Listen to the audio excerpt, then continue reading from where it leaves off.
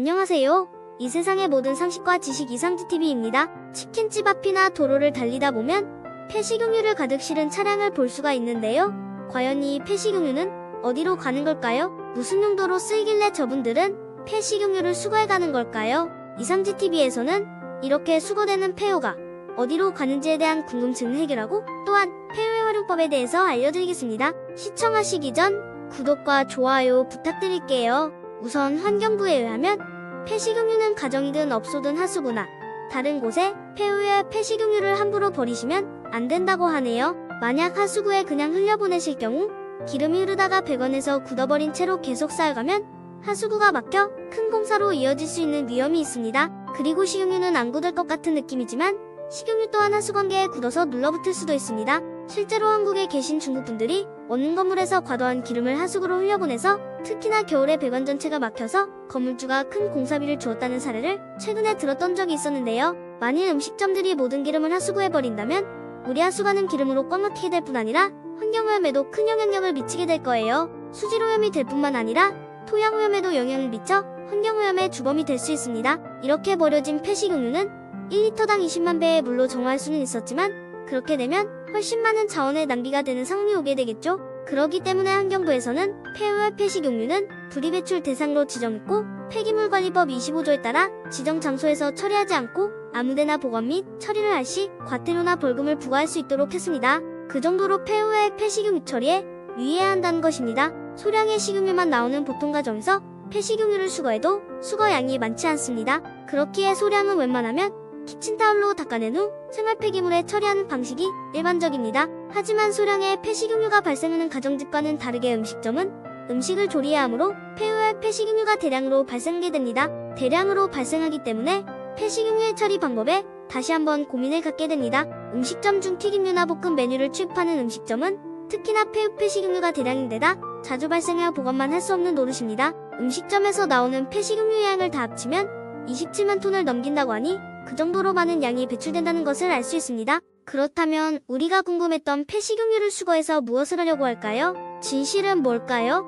폐식용유는 바로 차량용 경유에 섞여 판매되는 바이오디젤의 원료로 쓰입니다. 가정이나 음식점 등에서 나온 폐식용유를 대규모로 수거해 한 차례 정제한 뒤 바이오디젤 제조 공장에서 메탄올 촉매 등과 섞으면 차량용 경유와 완전히 같은 용도의 경유를 만들 수 있습니다. 바이오디젤은 일반 경차량 연료로 완전히 대체할 수 있으면서도 경유와 견조 배기가스 발생도 3분의 1 수준으로 낮습니다. 한국바이오에너지협회에 따르면 지난해 쓸모없이 버려지던 폐식용유 16만여 톤이 바이오디젤 원료로 쓰였다고 하네요. 한때 하수구 등에 마구 버려져 오염물질이 되던 폐식용유가 친환경연료로 탈바꿈한 것이죠. 식용유를 쓰는 업체나 상인들 입장에서도 돈 내고 버리던 폐식용유를 킬로그램당 500원 안팎을 받고 대팔 수 있어서 좋겠죠. 바이오디젤 업계 한 관계자는 바이오디젤에 쓰이는 폐식용유가 2006년 1만 6천 톤에서 현재 10배 가까이 늘었는데 이 자체로 오염물질이던 폐식용유를 재활용하고 막대한 친환경 에너지도 만들 수 있다며 최근에는 폐식용유 대부분이 바이오디젤 원료 용도로 수거되고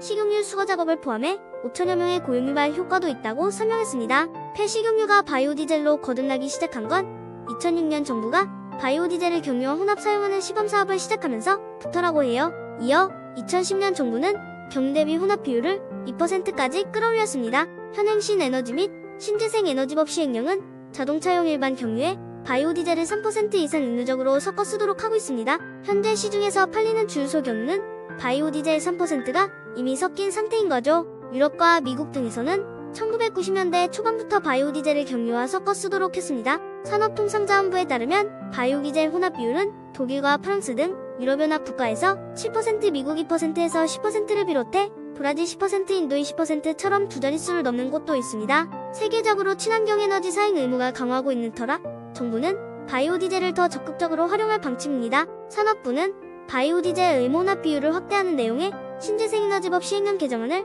입법 예고했습니다. 개정안을 보면 오는 7월부터 혼합임의 비율이 기존 3%에서 3.5%로 상승된다고 합니다. 이후 3년마다 혼합 비율을 0.5%포인트씩 올려 2030년 5% 선에 맞춘다는 게 정부 계획이라고 하네요. 오승철 산업부 신재생에너지 정책과장은 바이오디젤 혼합 비율을 5%까지 늘려도 영하 18도 이상에서 경유 차량 엔진을 비롯해 자동차 성능에 전혀 이상이 없다는 조사 결과에 따른 결정이라며 온실가스 저감과 신재생, 시장 창출과 등을 고려했을 때 경제성이 있는 것으로 분석됐다고 설명했다고 합니다. 이에 대해 기존 정유사들의 속내는 불편하겠죠. 바이오 디젤 혼합 비율이 확대되는 만큼 일반 경유 판매량이 줄어들 수밖에 없어서라고 합니다. 진주 MBC 방송국에 의하면 튀김 부스러기를 이용해 폐유를 분리해 바이오 디젤을 만들고 난 나머지를 압축 방식으로 분리하여 고용연료인 펠릿을 만드는 기술이 처음으로 선보였다고 했습니다. 펠릿은 연탄 대체제로 쓰기도 한답니다. 튀김 부스러기에서 나오는 폐유가 70% 이상이라고 합니다. 어마어마한 양의 기름이 버려진 것을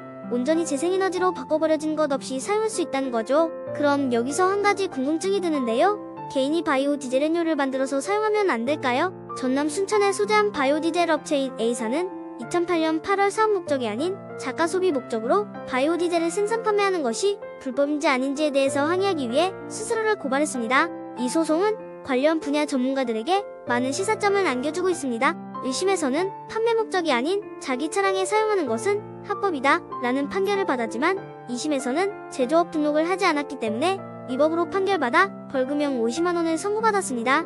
이는 자신의 차량에 주유할지라도 제조업 등록을 해야 한다는 의미입니다. 따라서 외국에서와 같이 자신이 직접 바이오 디젤을 만들어서 사용하는 행위 자체가 금지되고 있습니다. 또한 대법원 판결에 따라 원고 폐소로 소규모로 바이오 디젤을 생산해온 전국의 많은 생산자와 교육용으로 제작한 많은 기관에서는 현재 바이오 디젤 생산과 주유를 하지 못하고 있는 상황입니다. 바이오 디젤은 일반 소비자의 사용이나 취급이 불가능한 유통구조로 규정되어 있습니다. 또한 바이오 디젤을 판매하는 경우는 물론 자가가 사용하더라도 차량에 주입하는 행위가 금지되어 있다는 점도 아셔야 합니다.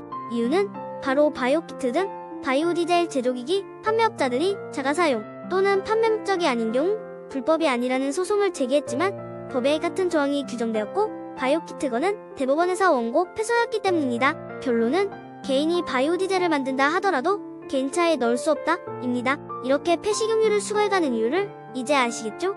그렇다면 가정이나 업소에 폐유를 또 다른 용도로 쓸 수 있는 방법은 무엇이 있는지 알아보겠습니다. 첫 번째는 후드나 렌즈에 찌든 기름때를 제거할 때 아주 효과적입니다. 두 번째는 뚝배기나 소뚜껑 연장 등에 발라놓으면 갈라지거나 녹슨 거 없이 오래 쓸 수 있습니다. 세 번째는 튀김처럼 한번 쓰고 버린 가정용 식용유는 여과지에 걸은 후 파, 양파, 고추, 고춧가루를 넣어 고추기름을 만들어 각종 요리에 활용할 수 있습니다. 마지막 네 번째로는 식당에 폐식용유로 빨래 비누를 만들 수가 있습니다. 준비물로는 물 125ml, 가성소다 166g, 여기서 가성소다는 수산화 나트륨이라고도 합니다. 여과지에 걸은 폐식용유 900ml를 준비해주세요. 정제된 물에 가성소다를 섞어주세요. 섞을 때 열이 발생되니 장갑을 꼭 껴주세요. 물에 잘 녹은 가성소다와 여과지에 걸은 폐식용유를 섞어 핸드블렌저로 3분간 섞어주세요. 핸드블렌저가 없다면 나무주걱으로 고루 섞어주세요. 불투명 연노란색으로 변해 걸쭉해지면 완성된 거예요. 이쁘게 만들려면 실리콘 꽁무니 몰드를 사용하시고 없으시면 유각이나 스티로폼을 사용해 부어주시면 됩니다. 3주간 통풍이 잘 되는 그늘에 말려주시면 친환경 빨래 비누가 완성됩니다. 지인분들 선물로 드리면 엄청 좋아하실 거예요. 지금까지 왜 폐식용유를 잔뜩 실어가는지 궁금증 해결되셨죠? 저도 이거 준비하면서 많이 배웠어요. 우리 후손들에게 깨끗한 지구를 물려주는 환경활동에 여러분들이 고생하고 계신 것 같습니다. 지금까지 긴 방송 시청해주셔 감사합니다. 이상 GTV였습니다.